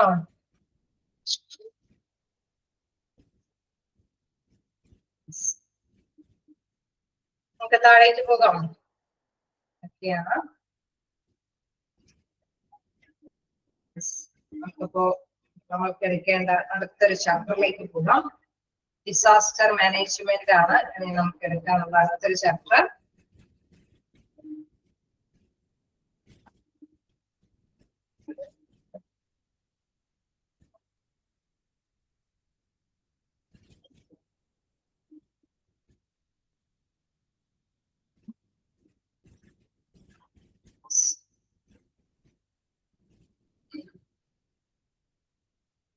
മാർക്കറ്റിംഗ് എന്ന് പറയുമ്പോൾ ഒരു കോമേഴ്സ് റിലേറ്റഡ് ആയിട്ടുള്ള ഒരു ചാപ്റ്റർ ആയിരുന്നു. വേറൊന്നും അല്ല, അതിൽ പ്രധാനമായിട്ടും ഡിസ്കസ് ചെയ്യുന്നത് നമ്മുടെ ഹോസ്പിറ്റലില് കസ്റ്റമേഴ്സ് അതായത് പേഷ്യൻസ് ഉണ്ടാകത്തക്ക വിധത്തിൽ എന്തൊക്കെ കാര്യങ്ങൾ ശ്രദ്ധിക്കണം എന്നുള്ളതാണ് അല്ലെ പ്രധാനമായിട്ടും നമ്മൾ പഠിച്ചു പോയത്. നമുക്കറിയാം എന്താണ് മെറ്റീരിയൽസും അല്ലെ സ്റ്റാഫും ടൈമും എല്ലാം തന്നെ നല്ല രീതിയിൽ എഫക്റ്റീവായിട്ട് മാനേജ് ചെയ്ത് പോയാലാണ് പേഷ്യൻസ് ഒക്കെ സാറ്റിസ്ഫൈഡ് ആവുള്ളൂ. എല്ലാവരുടെ ഇടയിലേക്ക് പബ്ലിസിറ്റി ഒക്കെ ലഭ്യമാക്കി കൊടുത്താലാണ് എല്ലാവരും അറിയപ്പെടുകയുള്ളൂ. അങ്ങനെയൊക്കെയുള്ള ഒരു രീതി അവലംബിച്ചു കഴിഞ്ഞ് കഴിഞ്ഞാൽ തീർച്ചയായിട്ടും നമുക്ക് മാർക്കറ്റിംഗ് കീഴടക്കാനായിട്ട് സാധിക്കും എന്നുള്ളതാണ് തന്നെ നമുക്ക് നെക്സ്റ്റ് നോക്കാനുള്ളത് ഡിസാസ്റ്റർ മാനേജ്മെന്റ്. ഡിസാസ്റ്റർ മാനേജ്മെന്റ് എന്ന് പറയുന്നത് എന്താണ്? ദുരന്തങ്ങൾ അല്ലെ, ദുരന്തവുമായി ബന്ധപ്പെട്ട കൈകാര്യം ചെയ്യലാണ്. ഹോസ്പിറ്റലിൽ എന്താണ് ദുരന്തം ഉള്ള കാര്യങ്ങൾ വരാൻ സാധ്യത? നമുക്കറിയാം ഹോസ്പിറ്റലായിരിക്കും പെട്ടെന്ന് തന്നെ ആക്സിഡന്റ് കേസ്, എന്തെങ്കിലും പറഞ്ഞ മാതിരി പ്രകൃതിക്ഷോഭോ അല്ലെ, എന്തെങ്കിലും യുദ്ധവും എന്ത് വന്നാലും നമുക്കറിയാം ഹോസ്പിറ്റലിലേക്കാണ് പേഷ്യൻസ് വരുന്നത് അല്ലെ. അങ്ങനെ അറ്റ് എ ടൈമില് നമ്മൾ വിചാരിച്ചുകൊണ്ടിരിക്കുന്ന ഒരു രീതി ആയിരിക്കില്ല പേഷ്യൻസ് ഒരുപാട് ഒന്നിച്ച് വരുന്ന ഒരു സ്ഥിതിവിശേഷം ഉണ്ടാവാനായിട്ടുള്ള സാധ്യതയുണ്ട്. സോ അത് മാത്രമല്ല, നമ്മുടെ ഹോസ്പിറ്റലിലും പെട്ടെന്ന് എന്തെങ്കിലുമൊക്കെ ഇൻസിഡൻസ് സംഭവിക്കാം. ഈ പറഞ്ഞ മാതിരി പേഷ്യൻസിനെ ശുശ്രൂഷിച്ചുകൊണ്ടിരിക്കാതെ ഒരു സുപ്രഭാതത്തിൽ ഒരു പേഷ്യന്റ് മിസ്സായി പോവാം, കുട്ടികളെ ആരെങ്കിലും അല്ലെ തട്ട് ചെയ്ത് അല്ലെ കൊണ്ട് പോകാനൊക്കെ സാധ്യതയുണ്ട്. ഇതെല്ലാം നമുക്കറിയാം ഒരു ദുരന്തമാണ് അല്ലെ. ഇങ്ങനെയൊക്കെ സംഭവിക്കുന്ന ഇൻസിഡൻസിനെ എങ്ങനെയാണ് ഹാൻഡിൽ ചെയ്യേണ്ടത് എന്നുള്ളതാണ് നമ്മൾ ഡിസാസ്റ്റർ മാനേജ്മെന്റിൽ പഠിപ്പിക്കുന്നത്. ഓക്കെ, ഡിസാസ്റ്റർ മാനേജ്മെന്റ് എന്ന് പറയുന്നത് ഒരു ദുരന്ത മുഖത്തിനെയാണ് നമ്മൾ കൈകാര്യം ചെയ്യുന്നത്. സോ നമ്മൾ ഓർത്ത് വെച്ചാൽ മതി ഓരോ കാര്യങ്ങൾ പറയുമ്പോൾ അല്ലെ നമ്മുടെ മൈൻഡിലേക്ക് വരുന്ന പറഞ്ഞ മാതിരി ഓരോ സീസണുകളിലായിട്ടുള്ള അല്ലെ നമ്മുടെ ഈ പറഞ്ഞ അന്തരീക്ഷത്തിൽ വരുന്ന മാറ്റങ്ങൾ അനുസരിച്ചിട്ട് അല്ലെ, കാലാവസ്ഥയിൽ വരുന്ന മാറ്റങ്ങൾ അനുസരിച്ചിട്ടൊക്കെ ചിലപ്പോൾ പ്രകൃതിക്ഷോഭങ്ങളൊക്കെ ഉണ്ടാവാറുണ്ട്. മറ്റേ ടൈമിലൊക്കെ പെട്ടെന്ന് പേഷ്യൻസ് വരുമ്പോൾ ഹോസ്പിറ്റൽ താങ്ങാൻ പറ്റുന്നതിനേക്കാൾ അധികമായിട്ട് പേഷ്യൻസ് വരുമ്പോൾ കേസ് എല്ലാവരുടെയും ജീവൻ സംരക്ഷിക്കുക എന്നുള്ള ഉത്തരവാദിത്വം നിറവേറ്റേണ്ടതായിട്ടൊക്കെ വരുമ്പോൾ ഹോസ്പിറ്റൽ അതിനനുസരിച്ചുള്ള റിസ്ക് ഉണ്ട്. അതനുസരിച്ചുള്ള റിസ്ക് ഒക്കെ ആയിട്ടുണ്ട്. നമുക്കറിയാം വെള്ളപ്പൊക്കമൊക്കെ വന്നപ്പോഴല്ലേ 2018 ഇവിടെയൊക്കെ നല്ല വെള്ളപ്പൊക്കമൊക്കെ ആയിരുന്നു. മറ്റേ ടൈമിലൊക്കെ എല്ലാവരും ഹോസ്പിറ്റലിലേക്കൊക്കെ തന്നെയാണ് എല്ലാവരും ഇടിച്ചു കയറിയത് അല്ലെ. അപ്പൊ എന്തെങ്കിലുമൊക്കെ സംഭവങ്ങളൊക്കെ സംഭവിക്കുമ്പോൾ തീർച്ചയായിട്ടും നമുക്കറിയാം മറ്റേ ടൈമില് അവിടെ അതിനുള്ള സജ്ജീകരണങ്ങളൊക്കെ തീർച്ചയായിട്ടും എഫക്റ്റീവായിട്ട് നടപ്പാക്കേണ്ടതൊക്കെ ആയിട്ട് വരും. തീർച്ചയായിട്ടും അതിനുള്ള പ്രത്യേകമായിട്ടുള്ള സജ്ജീകരണങ്ങളൊക്കെ എങ്ങനെയാണ് കൈകാര്യം ചെയ്യുന്നത് എന്നുള്ളതാണ് ഇതില് ഡീറ്റെയിൽ ആയിട്ട് പറയുന്നത്. Disasters have been in existence ever. എല്ലാവരും എടുത്തല്ലോ അല്ലെ ഡിസാസ്റ്റർ മാനേജ്മെന്റ് ചാപ്റ്റർ എടുത്തോ? എല്ലാവരും എടുത്തോ? സ്റ്റാർട്ട് ചെയ്യാലോ? Okay, disaster have been in existence ever since the history of mankind and have modeled the destiny of the earth and its people. Okay, ജനങ്ങൾ അല്ലെ ഭൂമിയിലെ ജീവനുള്ള ജനങ്ങളോടത്തോളം കാലം നേരത്തെ കൂടി അല്ലെ ചരിത്രപരമായി തന്നെ ഇതിനൊരു പ്രാധാന്യമുള്ള ഒരു കാര്യമാണ്. ദുരന്തങ്ങൾ ഉണ്ടാക്കാനുള്ളത് ഒരു പ്രധാനപ്പെട്ട ഒരു സംഭവമാണ്. The disaster even affects the very community and no community is free from it. അല്ലെ, എല്ലാ തരത്തിലുള്ള സമുദായത്തിലുള്ളവർക്കും അല്ലെ എല്ലാവർക്കും എഫക്ട് ചെയ്യും. ഇപ്പൊ വെള്ളപ്പൊക്കം വന്നു കഴിഞ്ഞാൽ ഒരു ഭാഗം അല്ലെ ഒരു സമുദായത്തിന് മാത്രമേ അത് എഫക്ട് ചെയ്യുന്നുണ്ട്. അല്ലെങ്കിൽ മണ്ണിടിച്ചിൽ വരുമ്പോൾ എന്തും അല്ലെ, അല്ലെങ്കിൽ യുദ്ധം വരുമ്പോഴൊക്കെ ഒരു വിഭാഗത്തിന് മാത്രമല്ല അതിന്റെ എഫക്ട് വരുന്നത്, എല്ലാ തരത്തിലുള്ള കമ്മ്യൂണിറ്റിയെയും അത് ഒന്നിച്ച് ബാധിക്കാനും സംഭവിക്കുന്നുണ്ട് അല്ലെ. The disasters may be the second major human problem after war in respect of monetary damages and the number of people killed or affected. Okay, ദുരന്തങ്ങൾ വരിക എന്ന് പറയുന്നത് പ്രധാനമായിട്ട് നമുക്കറിയാം പ്രധാനമായിട്ടും സെക്കൻഡ് ആയിട്ടുള്ള മേജർ ഹ്യൂമൻ പ്രോബ്ലം ആണ് അല്ലെ. മാനുഷികമായിട്ടുള്ള പ്രശ്നങ്ങളിലെ രണ്ടാമതായിട്ട്, അതായത് ഫസ്റ്റ് പ്രോബ്ലം എന്ന് പറയുന്നത് വാറാണെങ്കിൽ ഡിസാസ്റ്റർ ദുരന്തം സംഭവിക്കാൻ പറയുന്നത് ഈ പറഞ്ഞ വെള്ളപ്പൊക്കോ അല്ലെങ്കിൽ മണ്ണിടിച്ചിലോ സുനാമി വരിലോ അല്ലെ, അങ്ങനെയൊക്കെയുള്ള പ്രകൃതിക്ഷോഭങ്ങളൊക്കെ വന്ന് സംഭവിക്കുന്ന, അല്ലെങ്കിൽ ഈ കേസിൽ വലിയൊരു ആക്സിഡന്റൽ കേസ് വന്നാലും മതി അല്ലെ, ഒന്നിച്ച് ഒരുപാട് പേര് യാത്ര ചെയ്തിരുന്ന ഒരു വാഹനത്തെ വളഞ്ഞല്ലേ, അങ്ങനെയൊക്കെ സംഭവിക്കുമ്പോൾ തീർച്ചയായിട്ടും നമുക്കറിയാം ഒരുപാട് പേഷ്യൻസ് ആണ് അവിടെ ഉണ്ടാവുക. ആ പേഷ്യൻസിനെ താങ്ങാനായിട്ട് നമ്മുടെ ഹോസ്പിറ്റലിൽ അതിനെ സജ്ജമാക്കേണ്ടതാണ് അല്ലെ, പ്രത്യേക സ്റ്റേജിലൊക്കെ. സോ ഇവിടെ പറയുകയാണ് number of peoples killed or affected അല്ലെ, ഒരുപാട് ജനങ്ങളെ മരിക്കുകയും അല്ലെങ്കിൽ അവരുടെ ആരോഗ്യത്തിനെ ഹാനികരമായിട്ട് ബാധിക്കുന്ന എന്തെങ്കിലുമൊക്കെ സംഭവങ്ങൾ ഉണ്ടാകുന്ന സാഹചര്യങ്ങളുണ്ട്. അത് ചരിത്രം അല്ലെ പഴയ കാലഘട്ടം മുതലേ നമുക്ക് അറിയാവുന്ന കാര്യമാണ്. Millions of people fall victims annually by natural disasters and result in a number of deaths, suffering and economic losses.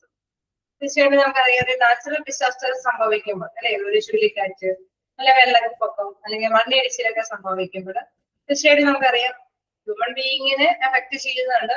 അതോടൊപ്പം തന്നെ എക്കണോമിക്കൽ ആയിട്ടുള്ള പ്രോബ്ലംസ് സംഭവിക്കുന്നുണ്ട് അല്ലെ, സാമ്പത്തിക നഷ്ടങ്ങളും അത് വരുത്തി തീർക്കുന്നുണ്ട്.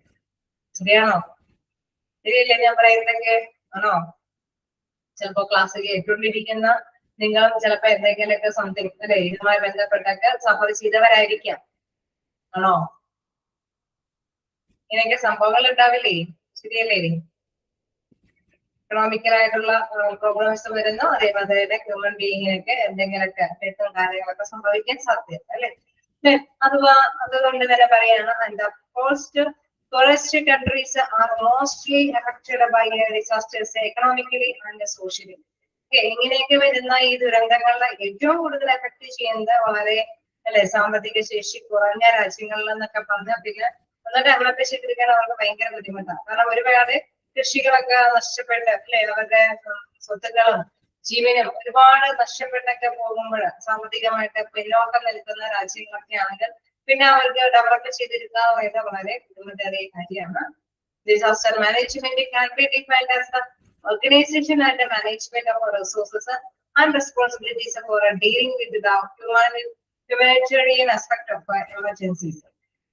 ഓക്കെ, അപ്പൊ നമ്മൾ ഡിസാസ്റ്റർ മാനേജ്മെന്റിൽ പ്രധാനമായിട്ടും പറയുന്ന ഒരു ഡെഫിനിഷൻ, അതായത് നമുക്ക് മാനേജ്മെന്റ് അല്ലെ organisation and management of the resources and responsibilities for dealing with all humanitarian aspect of emergencies. Emergency അല്ലെ ഈ പെട്ടെന്ന് ഉണ്ടാകുന്ന ഈ എമർജൻസി ആയിട്ടുള്ള ഈ കാര്യങ്ങളിലേക്ക് എല്ലാ റിസോഴ്സസിനെയും നമുക്കറിയാം, എല്ലാ വിഭവശേഷിയും എത്രയും പെട്ടെന്നൊക്കെ ഡീൽ ചെയ്ത് അല്ലെ നന്നായിട്ട് ഡീൽ ചെയ്ത് അവരെ ഉത്തരവാദിത്തപ്പെടുത്തി കൊണ്ടുപോകുക എന്നുള്ളതാണ് പ്രധാനമായിട്ടും ഏതൊരു ഓർഗനൈസേഷനിലും ഡിസാസ്റ്റർ മാനേജ്മെന്റ് കൈകാര്യം ചെയ്യുന്നത്. In particular, preparedness, response and recovery in order to reduce the after effects of a disaster. Okay, നമുക്കറിയാം ദുരന്തം സംഭവിച്ചു കഴിയുമ്പോൾ ആ ദുരന്തത്തിൽ നിന്ന് ഉണ്ടാകുന്ന ആഫ്റ്റർ എഫക്ട്സ് അതിഭീകരമായിരിക്കും. ചിലർ കുറച്ച് ടൈമിനുള്ളിൽ തന്നെ കെയർ കൊടുത്തില്ലെങ്കിൽ ഒരുപക്ഷെ അവരുടെ ജീവൻ വരെ നഷ്ടപ്പെട്ടു പോകും. സോ പ്രോപ്പർ ആയിട്ടുള്ള ടൈമില് പ്രോപ്പർ ആയിട്ടുള്ള ഒരു രക്ഷാമാർഗങ്ങളെല്ലാം അത് അനുഭവവേദ്യമാക്കി കൊടുക്കേണ്ടതായിട്ട് ഹോസ്പിറ്റലൈസ് അല്ലെ ഹോസ്പിറ്റലിലെ എല്ലാ ജീവനക്കാർക്കും അതിന് ഉത്തരവാദിത്തമുണ്ട്, റെസ്പോൺസിബിലിറ്റി ഉണ്ട്. സോ അവിടെ ഡിസാസ്റ്റർ മാനേജ്മെന്റ് കൈകാര്യം ചെയ്ത് നല്ല പ്രോപ്പർ ആയിട്ടുള്ള ഒരു മാനറിലാണ് എങ്കിൽ തീർച്ചയായിട്ടും നമുക്ക് അറിയാം അല്ലെ, നമ്മുടെ ന്യൂസിലൊക്കെ നമ്മൾ കേൾക്കും ഒരുപാട് പേര് ജീവൻ നഷ്ടപ്പെടുന്നതിന് മുമ്പ് തന്നെ അവിടെ ഹോസ്പിറ്റലൈസേഷൻ നടത്തിയത് കൊണ്ട് അവരുടെ നല്ല രീതിയിലുള്ള ഇടപെടൽ കൊണ്ട് ഒരുപാട് ജീവൻ രക്ഷിക്കാനായിട്ട് സാധ്യമായി എന്നൊക്കെ നമ്മൾ ന്യൂസ് ഒക്കെ കേൾക്കാറുണ്ട് അല്ലെ, കേൾക്കാറില്ലേ? അങ്ങനെ കേൾക്കാറുണ്ടോ?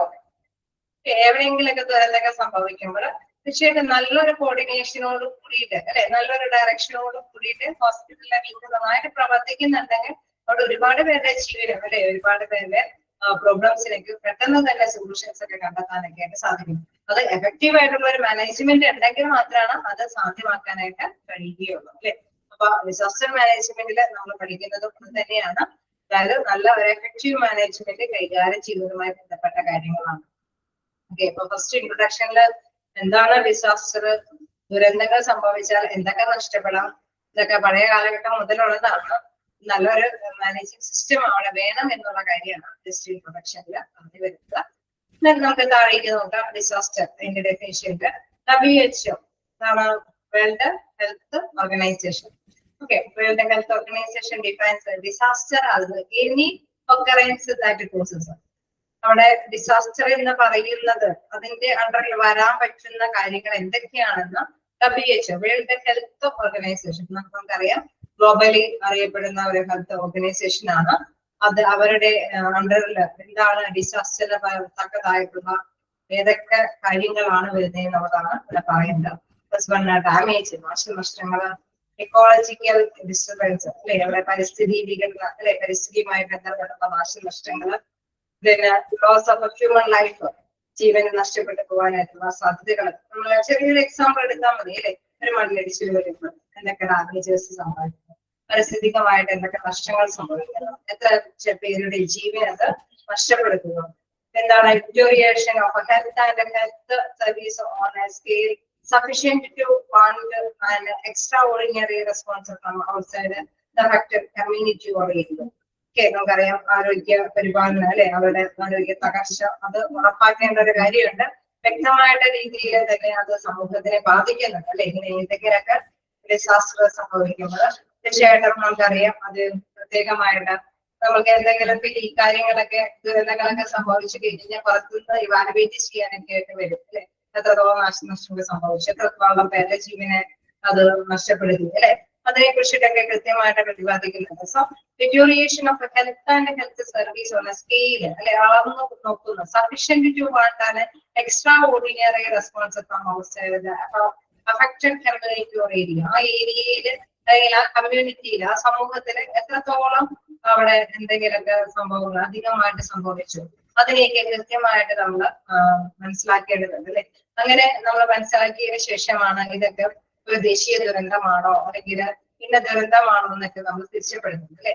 ചില ദുരന്തങ്ങളൊക്കെ തീർച്ചയായിട്ടും നമുക്കറിയാം ദേശീയ ദുരന്തമായിട്ടൊക്കെ പ്രഖ്യാപിക്കും. കാരണം അതിന് അത്രയും അധികം നാശനഷ്ടങ്ങൾ സംഭവിച്ചിട്ടുണ്ട്, അല്ലെങ്കിൽ അത്രയും അധികം ജീവൻ അവർ നഷ്ടപ്പെടുത്തിയിട്ടുണ്ട്. WHO-ന്റെ അണ്ടറിൽ വരുമ്പോൾ തീർച്ചയായിട്ടും നാശനഷ്ടങ്ങൾ അവിടെ ഇവാലുവേറ്റ് ചെയ്യുന്നുണ്ട്. എക്കോളജിക്കലായിട്ടുള്ള ഡിസ്റ്റർബൻസുകൾ അല്ലെ, ഡിസ്ട്രിബ്യൂഷൻസുകളൊക്കെ, അതായത് നമുക്കറിയാം ഈ പറഞ്ഞ പാരിസ്ഥിതികമായിട്ടുള്ള വികൃതങ്ങളൊക്കെ ഇപ്പൊ സംഭവിച്ചിട്ടുണ്ടോ അല്ലെ. വെള്ളം അവരുടെ ഉപയോഗിക്കുന്ന വെള്ളമൊക്കെ നഷ്ടപ്പെടുത്തുന്നു, അല്ലെങ്കിൽ അല്ലെ ഒരുപാട് പുഴകളൊക്കെ അതൊക്കെ നമുക്കറിയാം എന്തെങ്കിലുമൊക്കെ മണ്ണിടിച്ചിലൊക്കെ വന്നു കഴിയുമ്പോൾ ചിലപ്പോൾ ഒരുപാട് നന്നായിട്ട് ഒഴുകി പോയിക്കൊണ്ടിരുന്ന ഒരു പുഴയായിരിക്കാം, അത് തന്നെ നഷ്ടപ്പെട്ടു അല്ലെ. മണ്ണ് മൂടി അവരാ സ്രോതസ് തന്നെ നഷ്ടപ്പെടുത്തിയിട്ടുണ്ടാകും. ഒരുപക്ഷെ ആ സ്രോതസ് ഉപയോഗിച്ചുകൊണ്ടായിരിക്കും അവിടുത്തെ കൾട്ടിവേഷൻ അല്ലെ, അവിടുത്തെ എന്താ പറയാ നമ്മുടെ എന്തെങ്കിലും കൃഷികളൊക്കെ പുരോഗമിച്ചു കൊണ്ടുപോകും. അതിനെ വരെ അത് സ്തംഭനസ്ഥയിൽ ആക്കിയിട്ടുണ്ടോ. അപ്പൊ അങ്ങനെയുള്ള കാര്യങ്ങളൊക്കെ തീർച്ചയായും അനലൈസ് ചെയ്തതിനു ശേഷമാണ് അതൊരു ഡിസാസ്റ്റർ, ഒരു വലിയ ദുരന്തമായിരുന്നു എന്ന് WHO റിപ്പോർട്ട് ചെയ്യുന്നത്.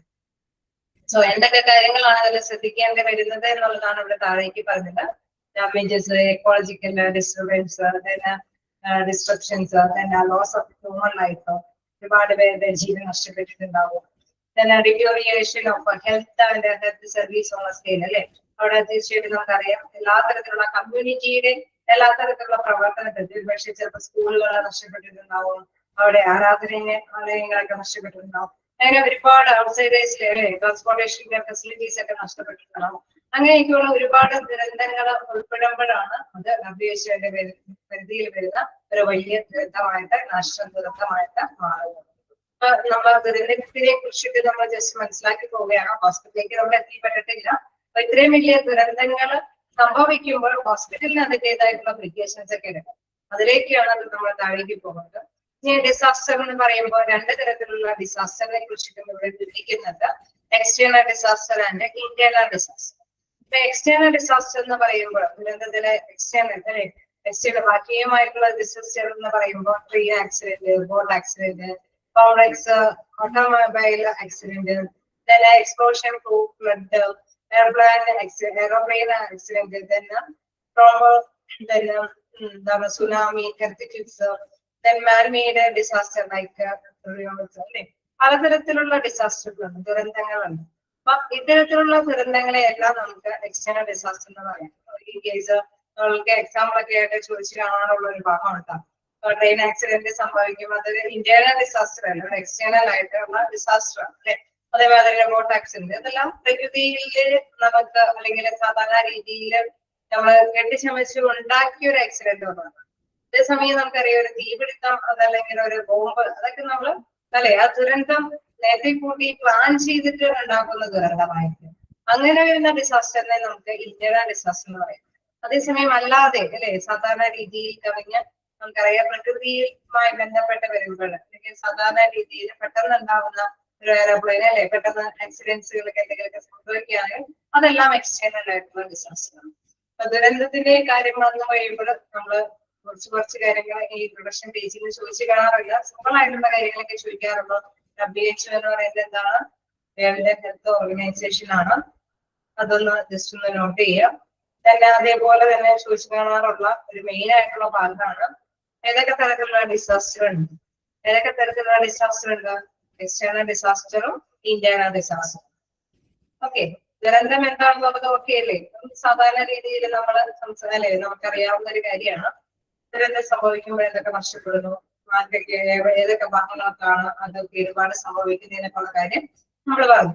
ഓക്കെ, അതിനപ്പുറം ക്വസ്റ്റനൈസ് ചെയ്ത് നമ്മൾ പഠിക്കുകയാണെങ്കിൽ തീർച്ചയായിട്ടും WHO-ന്റെ കാര്യം ചോദിച്ചു കാണാറുണ്ട്. ഡിസാസ്റ്റേഴ്സ് ഏതൊക്കെ തരത്തിലുണ്ടെന്ന് ഓർത്തിരിക്കുക. ഏതൊക്കെ തരത്തിലാണുള്ളത്? ഏതൊക്കെ തരത്തിലുള്ള ഡിസാസ്റ്റർ ഉണ്ട്? ഇങ്ങനെ വിട്ടുപോയി കഴിഞ്ഞാൽ ഇങ്ങനെ ക്ലാസ് കേട്ടുകൊണ്ടേയിരിക്കും, റെസ്പോണ്ട് ചെയ്യാം. ഏതൊക്കെ തരത്തിലുള്ള ഡിസാസ്റ്റർ ഉണ്ട്? Okay, external disaster and internal disaster. External ഡിസാസ്റ്ററിന്റെ എക്സാമ്പിൾസ് ചോദിച്ചു കഴിഞ്ഞാൽ ഏതൊക്കെയായിരിക്കും?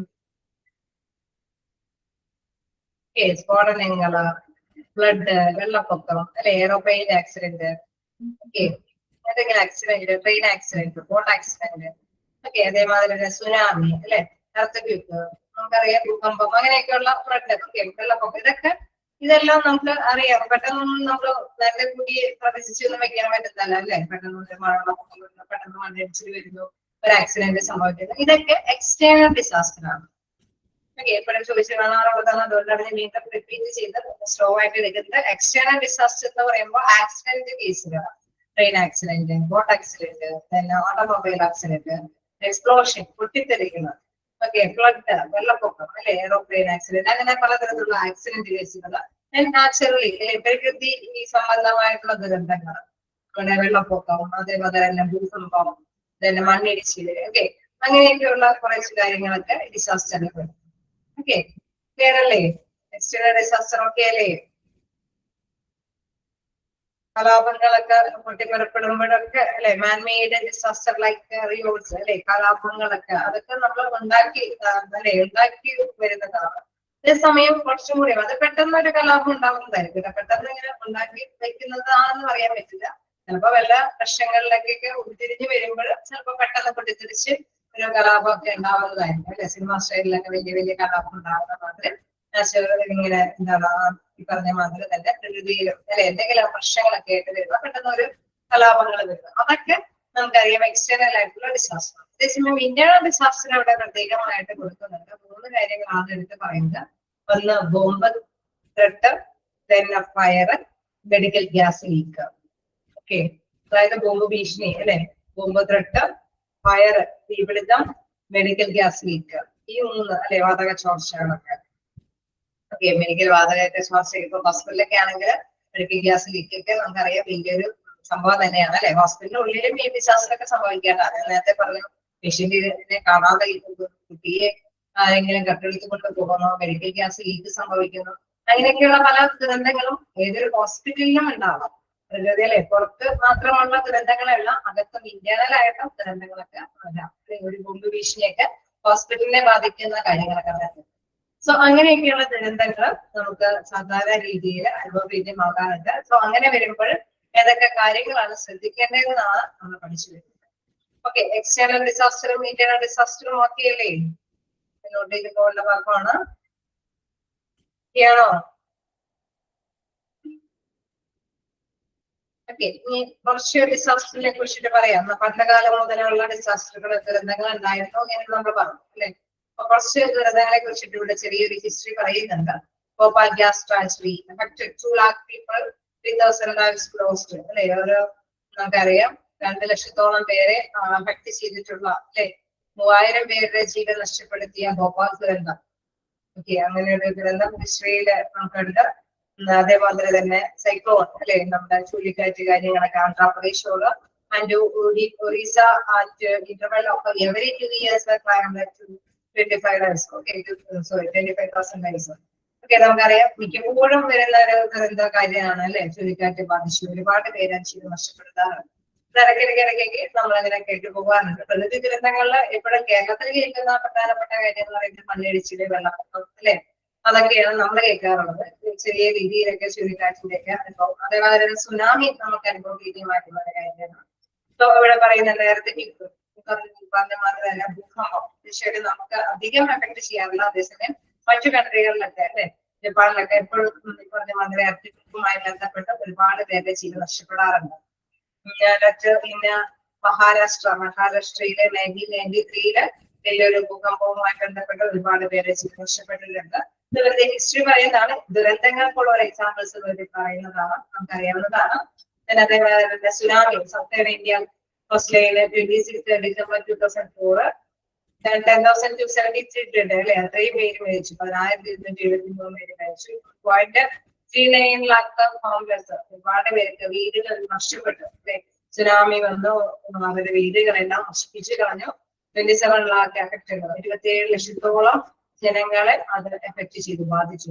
നമുക്കറിയാം വലിയ കുഴപ്പമില്ലാതെ ജീവിച്ചുകൊണ്ടിരുന്ന അല്ലെ, എന്നാലും കഷ്ടപ്പാടൊക്കെ ആണെങ്കിലും വലിയ കുഴപ്പമില്ലാതെ ജീവിച്ചുകൊണ്ടിരിക്കുമ്പോഴാണ് ഈ പ്രകൃതി ദുരന്തങ്ങളൊക്കെ അവരെ വേട്ടകളാക്കുന്നത് അല്ലെ, ഇരയാക്കുന്നത്. അങ്ങനെ വരുമ്പോഴും തീർച്ചയായിട്ടും നമുക്കറിയാം ഭയങ്കര ഒരു ബുദ്ധിമുട്ടാണ് അല്ലെ. ഏത് സമയത്തും മനുഷ്യന് ദൂരീകരിക്കേണ്ടതായിട്ട് വരുന്നത് ആയ ഒരു കാര്യമാണ്. പ്രത്യേകിച്ച് ഇപ്പൊ പ്രകൃതി എന്താ പറയാ, കുറെ നാള് ഭയങ്കര ചൂടാണെങ്കിൽ ഭയങ്കര അല്ലെ, ഭയങ്കര ചൂട് തന്നെയായിരിക്കും. കുറച്ച് നാള് മഴയാണെങ്കിൽ ചെറിയ ചെറിയ മഴയൊന്നല്ല, വലിയ അല്ലെ, ഈ പ്രാവശ്യത്തൊക്കെ മഴകള് നമുക്ക് അനുഭവപ്പിക്കുന്നതായത് കുഞ്ഞു കുഞ്ഞു മഴയൊന്നല്ല, നല്ല വെള്ളമുള്ള മഴകളായിരുന്നു. ആയിരുന്നോ? നിങ്ങൾക്കൊക്കെ അവിടെ അങ്ങനെ തന്നെയായിരുന്നോ? ആയിരുന്നോ? മഴയൊക്കെ വളരെ കൂടുതൽ അല്ലെ, ചെറിയ മഴകളായിട്ടായിരുന്നോ അവിടെ അനുഭവവേദ്യമായത്? ഇവിടെ മാത്രമാണോ കനത്ത രീതിയിൽ മഴ പെയ്തത്? അറിയില്ല. എനിവേ, അങ്ങനെ നമുക്കറിയില്ല പ്രകൃതി എങ്ങനെയാണ് മാറിക്കൊണ്ടിരിക്കുകയാണ് അല്ലെ. ദുരന്തങ്ങൾ ആദ്യമേതൊക്കെ വരികയാണ്. ചെറിയൊരു ഹിസ്റ്ററിയുടെ കൊടുത്തിരിക്കുന്നതാണ് പോപ്പൽ ഗ്യാസ് ട്രാജഡി, സൈക്ലോണ്, പിന്നെ എർത്ത്ക്വേക്ക്, സുനാമി അല്ലെ. ഇതൊന്നും പരീക്ഷയ്ക്ക് എക്സാമിനൊന്നും ചോദിച്ചു വരുന്ന കാര്യമൊന്നുമില്ല. അപ്പൊ അങ്ങനെയൊക്കെയുള്ള ദുരന്തങ്ങൾ ഉണ്ടായിട്ടുണ്ട് എന്നുള്ളത് നമുക്ക് വെക്കാം. ഇനി നമുക്ക് നോക്കാറുണ്ട് ഡിസാസ്റ്ററിന്റെ ആ ഒരു കാര്യത്തെ അല്ലെ. ഡിസാസ്റ്റർ എന്നതിന്റെ ആ ബേസ് വെച്ചിട്ട് കുറച്ച് കാര്യങ്ങൾ പറയാനില്ല, അതുപോലെ നമുക്ക് നോക്കാം. താഴേക്ക് വരുമ്പോൾ തീർച്ചയായിട്ടും നമുക്ക് ഡിസാസ്റ്ററുമായി ബന്ധപ്പെട്ട ഹോസ്പിറ്റലിലുള്ള പ്രവർത്തനങ്ങളാണ് വിവരിക്കുന്നത്. നമുക്ക് ഹോസ്പിറ്റലിൽ നമ്മൾ പഠിച്ചു വെക്കേണ്ട കാര്യങ്ങളും അതുമായി ബന്ധപ്പെട്ട കാര്യങ്ങളാണ്. ജസ്റ്റ് ഇൻട്രൊഡക്ഷനിൽ പറഞ്ഞു പോകുന്ന ഡിസാസ്റ്റർ കാര്യങ്ങളാണ്. ഓക്കെ, അപ്പൊ ഡിസാസ്റ്റർ എന്ന് പറയുന്നതിന്റെ ഓരോ വേർഡിനും അതിൻ്റെതായിട്ടുള്ള ഒരു മീനിങ്ങോട് കൂടിയിട്ട് നിർവഹിച്ചിട്ടുണ്ട്. ജസ്റ്റ് ഒന്ന് നോക്കാം. ഡിറ്റക്ഷൻ, ഡിസാസ്റ്ററിന്റെ ഫസ്റ്റ് എന്ന് പറയുന്നത് ഡിറ്റക്ഷൻ, കണ്ടെത്തൽ, കണ്ടെത്തുക. തീർച്ചയായിട്ടും നമുക്ക് എന്തെങ്കിലും ദുരന്തം സംഭവിച്ചു കഴിഞ്ഞാൽ അത് എത്രയും പെട്ടെന്ന് അതുമായി ബന്ധപ്പെട്ട് എവിടെയാണ് സംഭവിച്ചിരിക്കുന്നതൊക്കെ കണ്ടെത്തേണ്ടതുണ്ട്. ഇൻസിഡന്റ് കമാൻഡ് അല്ലെ, തീർച്ചയായിട്ടും ആ സംഭവങ്ങളൊക്കെ റിപ്പോർട്ട് ചെയ്യേണ്ടതുണ്ട്. എസ് റെപ്രസെന്റ് ചെയ്യുന്നത് സേഫ്റ്റി ആൻഡ് സെക്യൂരിറ്റി, അതിന് സുരക്ഷാ മുൻകരുതലുകളൊക്കെ എടുക്കേണ്ടതായിട്ട് വരുന്നു. എ റെപ്രസെന്റ് ചെയ്യുന്നു അസസ് ഹസാർഡ്സ്, സപ്പോർട്ട്. ഓക്കെ, അവിടെ എന്താണ് പറയുന്നത്, അസുഖ ഹസാർഡ്സുകളെ അല്ലെ, അപകടങ്ങളെ വിലയിരുത്തുക. എസ് എന്ന് പറയുമ്പോൾ സപ്പോർട്ട് ചെയ്യുക. ഓരോ ഹോസ്പിറ്റലൊക്കെ ആകുമ്പോൾ തീർച്ചയായിട്ടും നമുക്കറിയാം ദുരന്തം എവിടെ സംഭവിച്ചാലും നമ്മുടെ പ്രദേശങ്ങളിലൊക്കെയാണ് സംഭവിച്ചിരിക്കുന്നതെങ്കിൽ ഹോസ്പിറ്റലിൽ ഒന്നും ചെയ്യാൻ പറ്റില്ല, നമ്മളെ നോക്കിയിരിക്കുകയാണ് ചെയ്യുന്നത്. ആണോ? അല്ല, ആ ഡിസാസ്റ്റർ സംഭവിച്ച ആരെയും ഞങ്ങൾ ഇവിടെ കിട്ടില്ല എന്ന് പറഞ്ഞാൽ ലോക്ക് ചെയ്യുകയാണ് ചെയ്യുന്നത്. അല്ല, നമ്മൾ അതിനോട് ചേർന്ന് വിരുദ്ധ പ്രവർത്തിക്കേണ്ടതായിട്ട് വരും അല്ലെ. അപ്പൊ അതുകൊണ്ട് തന്നെ പറയാണ്, എവിടെ എന്ത് സംഭവിച്ചാലും ഡിസാസ്റ്ററിന് അതിൻ്റെതായിട്ടുള്ള ഒരു മുഖം നമ്മള് അല്ലെ, ജനങ്ങള് പബ്ലിക് അതിനനുസരിച്ചിട്ട് തന്നെ മുന്നോട്ട് പോകും. സോ ഡിസാസ്റ്റർ എന്ന് പറയുന്ന അതുമായി ബന്ധപ്പെട്ടുള്ള ആ ഒരു മാജിക് ജസ്റ്റ് എന്ന് പറഞ്ഞു പോകുന്നത് ഡിറ്റക്ഷൻ, ഇൻസിഡന്റ് കമാൻഡ്, എസ് എന്ന് പറയുന്നത് safety and security, assess hazard. Assess hazard എന്ന് പറയുമ്പോൾ അപകടങ്ങളെ വിലയിരുത്തുക. സപ്പോർട്ട്, എസ് എന്ന് പറയുമ്പോൾ സപ്പോർട്ട് ചെയ്യുക. ട്രയേജ് ആൻഡ് ട്രീറ്റ്മെന്റ്, ആ സംഭവങ്ങളെ നമുക്ക് അതേ രീതിയിൽ തന്നെ മീൻ ചെയ്തിട്ട് ട്രീറ്റ്മെന്റ് ഒക്കെ കൊടുക്കണം. ഓരോരുത്തർക്കും എന്ത് സംഭവമാണ് സംഭവിച്ചിരുന്നത്. തീർച്ചയായിട്ടും നമുക്കറിയാം ഒരു വെള്ളപ്പൊക്കത്തിൽ സംഭവിക്കുന്ന സംഭവമായിരിക്കില്ല ഒരു റോഡ് ആക്സിഡന്റിൽ സംഭവിക്കുന്ന കാര്യം അല്ലെ, വ്യത്യസ്തമായിട്ടുള്ള സംഭവങ്ങളാണ്. സോ ഓരോന്നിനും എന്താണ് സംഭവം അതിനനുസരിച്ചുള്ള ട്രീറ്റ്മെന്റും കാര്യങ്ങളായിരിക്കും തീർച്ചയായിട്ടും ഹോസ്പിറ്റലുകളിൽ പ്രൊവൈഡ് ചെയ്യുന്നത്. ഇവാക്വേഷൻ അല്ലെ, അത് അല്ലെ അധികം വലിയ കുഴപ്പമില്ല, നമ്മൾ ഫസ്റ്റ് എയ്ഡ് കൊടുത്ത് പറഞ്ഞു വിടാൻ പറ്റുന്നവരൊക്കെ ആണെങ്കിൽ എത്രയും പെട്ടെന്ന് ഫസ്റ്റ് എയ്ഡ് കൊടുത്ത് പറഞ്ഞു വിടാനൊക്കെ ശ്രമിക്കുക അല്ലെ. ഇവാക്വേഷൻ ആൻഡ് റിക്കവറി, ആർക്ക് പറയുമ്പോൾ റിക്കവറി, തീർച്ചയായിട്ടും ആ ദുരന്തത്തിൽ നിന്ന് അവരെ പതിയെ റിക്കവർ ചെയ്തെടുക്കുക. അപ്പൊ ഡിസാസ്റ്റർ എന്ന് പറയുന്ന ഹോസ്പിറ്റലിൽ നമുക്കറിയാം അത് നല്ല രീതിയിൽ തന്നെയാണ് കൈകാര്യം ചെയ്യുന്നത്. ജസ്റ്റ് ആ ഡിസാസ്റ്റർ എന്ന് പറയുന്നത് ഓരോ മീനിങ്ങിനും ഓരോ വേർഡിനും ഓരോ മീനിങ് ഇവിടെ കൃത്യമായിട്ട് പറയുന്നുണ്ട്. ഡി എന്ന് പറയുന്നത് ഇതും ഒന്ന് പഠിച്ചു വെക്കേണ്ട ഭാഗമാണ്. ഏതെങ്കിലും ഡിസാസ്റ്ററിന്റെ ഏതെങ്കിലും പേര് എന്താണ് റെപ്രസെന്റ് ചെയ്യുന്നത് ചോദിച്ചു കാണാം. ഓക്കെ, ഒന്നുകൂടി അപ്പൊ നമുക്ക് പറഞ്ഞു പോകാം. ഡി എന്താ പറയുന്നത്, ഡിറ്റക്ഷൻ. ഡി എന്ന് പറയുന്നത് ദുരന്തം കണ്ടെത്തുക എന്നുള്ളത്, ഡിറ്റക്ഷൻ. ഓക്കെ, അതെന്ന് പറയുന്നത് ഇപ്പൊ നമുക്കറിയാം ദുരന്തങ്ങൾ കഴിഞ്ഞു പോയി കഴിഞ്ഞാൽ ചില ഒരുപാട് ബോഡീസ് ഒന്നും കിട്ടിയിട്ടുണ്ടാവില്ല. സോ അവിടെ ദുരന്തത്തിൽ ഇനിയും ബോഡീസ് ഒക്കെ ഉണ്ടോ എന്ന് എപ്പോഴെപ്പോഴും കണ്ടെത്തേണ്ടതായിട്ട് വരും അല്ലെ. നമ്മള് ആ ഡിസാസ്റ്ററിൽ ഡി എന്ന് ഓർത്ത് വെക്കുക, കണ്ടെത്തുക. Okay, detection. അതിനെ എന്താണ് പറയുന്നത്, ഇൻസിഡന്റ് കമാൻഡ്. ഓക്കെ, ആ സംഭവം എന്താണെന്ന് പ്രവചിക്കുക, എന്താണ് സംഭവിച്ചിരിക്കുന്നത്, ഇൻസിഡന്റ് കമാൻഡ്. ഇൻസിഡന്റ് കമാൻഡ് അല്ലെ, ഇൻസിഡന്റ് കമാൻഡ് ആണ് ഐ റെപ്രസെന്റ് ചെയ്യുന്നത്. ഓക്കെ, കിട്ടിപ്പോകുന്നുണ്ടാ? ഡി എന്താണ് റെപ്രസെന്റ് ചെയ്യുന്നത്? ഡി ഡിസാസ്റ്ററിലെ ഡി എന്തിനെയാണ് റെപ്രസെന്റ് ചെയ്യുന്നത്? പഠിച്ചു പോവാട്ട, ജസ്റ്റ് കേട്ടിരുന്നാ പോരാ, പഠിച്ചു തന്നെ വെക്കേണ്ടത് തന്നെ വരും. എന്നാലാണ് ഓപ്ഷൻ വരുമ്പോൾ നമുക്ക് മനസ്സിലാക്കാനായിട്ട് സാധിക്കുകയുള്ളൂ. അപ്പൊ ഡി എന്തിനെയാ റെപ്രസെന്റ് ചെയ്യുന്നത്? ട്രീറ്റ്മെന്റ് ടി ആണ്, detection. Okay, D detection, then I എന്തിനെയാണ് റെപ്രസെന്റ് ചെയ്യുന്നത്? ഐ എന്തിനെയാണ് റെപ്രസെന്റ് ചെയ്യുന്നത്? Incident command. ഓക്കെ, then എയോ? എ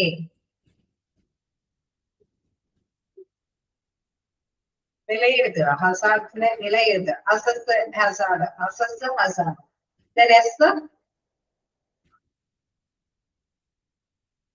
എസ് ഉണ്ട് അല്ലെ, ഓർത്ത് വെക്കുക.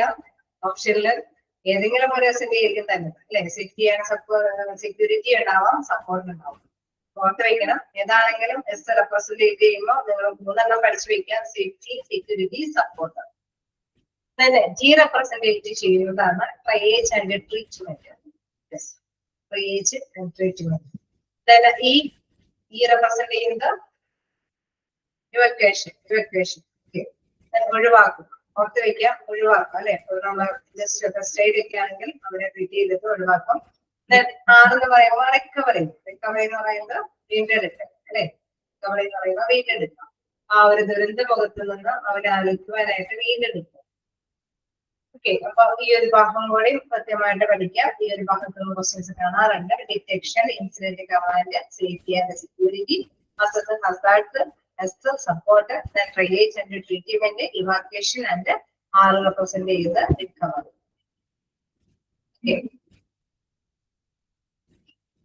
ഇപ്പൊ നമ്മള് എക്സ്റ്റേണൽ ഡിസാസ്റ്റർ ഏതാണെന്നും ഇന്റേണൽ ഡിസാസ്റ്റർ ഏതാണെന്നൊക്കെ നമ്മൾ പഠിച്ചു. അതേമാതിരി തന്നെ നമ്മൾ പഠിച്ചതാണ് ഡിസാസ്റ്ററിന്റെ അല്ലെ ആ ഒരു മാതൃക. അതില് ഓരോ വേർഡ് എന്തിനെയാണ് റെപ്രസെന്റ് ചെയ്യുന്നതിനെ കുറിച്ചു. അതേമാതിരി WHO ഡിസാസ്റ്ററിനെ ഡിഫൈൻ ചെയ്യുന്നത് അല്ലെ. ഇത്രയും കാര്യങ്ങൾ നമുക്ക് അറിയാവുന്നതാണ്. ചില ദുരന്തങ്ങളൊക്കെ WHO അംഗീകരിക്കുന്നത് അല്ലെ. അത് എത്രത്തോളം ഉണ്ട് എന്നൊക്കെ ഇവാലുവേറ്റ് ചെയ്തിട്ടാണ് അംഗീകരിക്കുന്നത്. അതായത് അവിടെ കോൺസെൻട്രേറ്റ് ചെയ്ത കുറെ കാര്യങ്ങളുണ്ട്. അതുകൊണ്ടാണ് അത് അവര് ദേശീയ ദുരന്തമാണെന്നൊക്കെ ചിലപ്പോൾ അംഗീകരിക്കാറുണ്ട്. അതായത് ഡാമേജ് നോക്കും, ഇക്കോളജിക്കൽ ഡിസ്ട്രക്ഷൻസ് ഉണ്ടോയെന്ന് നോക്കും, പരിസ്ഥിതി വിഘടനങ്ങൾക്ക് എന്തെങ്കിലും സംഭവിച്ചിട്ടുണ്ടോ, സ്രോതസ്സുകൾക്ക് എന്തെങ്കിലും സംഭവിച്ചിട്ടുണ്ടോ, ലോസ് ഓഫ് ഹ്യൂമൻ ലൈഫ്, ഒരുപാട് ഹ്യൂമൻ ലൈഫ് നഷ്ടപ്പെട്ടിട്ടുണ്ട്. Deterioration of service on scale sufficient to fund an extraordinary response from outside the affected community or area. ഒരു കമ്മ്യൂണിറ്റി ഒരു ഏരിയയിലും മോസ്റ്റ് ആയിട്ട് ഒരുപാട് അത് ബാധിച്ചിട്ടുണ്ടോ അല്ലെ. ചിലപ്പോ അവരുടെ ജീവിതം തന്നെ അല്ലെ, ചിലപ്പോ ഒക്കെ നമുക്കറിയാം ഒരുപാട് ആഫ്റ്റർ എഫക്ട്സുകൾ വരാം അല്ലെ. ചിലപ്പോ പുക അല്ലെങ്കിൽ ആ വായു ഒക്കെ ശ്വസിച്ച് ചിലപ്പോൾ ആഫ്റ്റർ എഫക്ട്സ് വരാൻ സാധ്യതയുള്ള ചില അപകടങ്ങളൊക്കെ ഉണ്ട്. അപ്പൊ അങ്ങനെയൊക്കെയുള്ള പ്രകൃതി ദുരന്തങ്ങൾ എന്ന് പറയുന്നത് കമ്മ്യൂണിറ്റിയെ തന്നെ നന്നായിട്ട് തന്നെ കാര്യമായിട്ട് ബാധിക്കും. ചിലപ്പോ ഒരുപക്ഷെ നെക്സ്റ്റ് ജനറേഷനെ വരെ ബാധിക്കാനായിട്ട് സംഭവിക്കാവുന്ന അല്ലെ. നമ്മള് കുറെ ദുരന്തങ്ങളൊക്കെ അല്ലെ, നമ്മുടെ എന്തെങ്കിലും ഹിരോഷിമ അല്ലെ, നാഗസാക്കി അങ്ങനെയൊക്കെയുള്ള ദുരന്തങ്ങളൊക്കെ നമുക്കറിയാം ജനറേഷനെ വരെ ബാധിക്കാവുന്ന തരത്തിലുള്ള. സോ അതൊക്കെ ഒരു വലിയ ദുരന്തങ്ങളൊക്കെ ആയിട്ടാണ് WHO റിപ്പോർട്ട് ചെയ്യുന്നത്. ഇത്രയും കാര്യങ്ങൾ ശ്രദ്ധിച്ചിട്ടാണ് അത് റിപ്പോർട്ട് ചെയ്യുന്നത്. ഡിസാസ്റ്റർ മാനേജ്മെന്റ് കുഴപ്പമില്ലല്ലോ, അവയ്ക്ക് വലിയ പ്രശ്നം ഉണ്ടാവില്ല കേട്ടോ. നമ്മുടെ കോൺസെൻട്രേറ്റ് ചെയ്ത് പോയ രസമായിട്ട് പോവാം. എത്ര ഇട്ടിട്ടുള്ളൂ. എന്തെങ്കിലും ഡൗട്ടുകൾ ഉണ്ടോ? ജസ്റ്റ് ഒന്ന് വായിച്ചു നോക്കാം. എന്തെങ്കിലും ഡൗട്ടുകൾ ഉണ്ടെങ്കിൽ ചോദിച്ചിട്ട് പോവാം.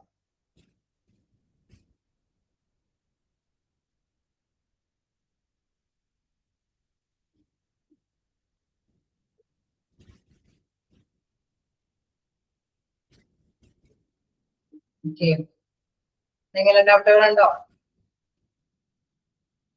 ഓക്കെയാണോ? ഡൗട്ടുകളൊന്നുമില്ല, ഓക്കെയാണ്. മേജർ ഡിസാസ്റ്റർ അങ്ങനെ എക്സാമിന് വന്ന് കാണാറില്ല. കേസ് പൊതുവെ ജസ്റ്റ് ഒന്ന് കാണിച്ചതേ ഉള്ളൂ.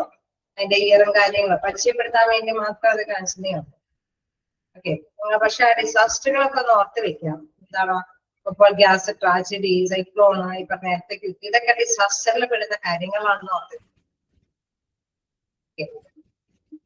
Thank you. നെക്സ്റ്റ് ക്ലാസ്സിൽ കാണാം. Okay, thank you.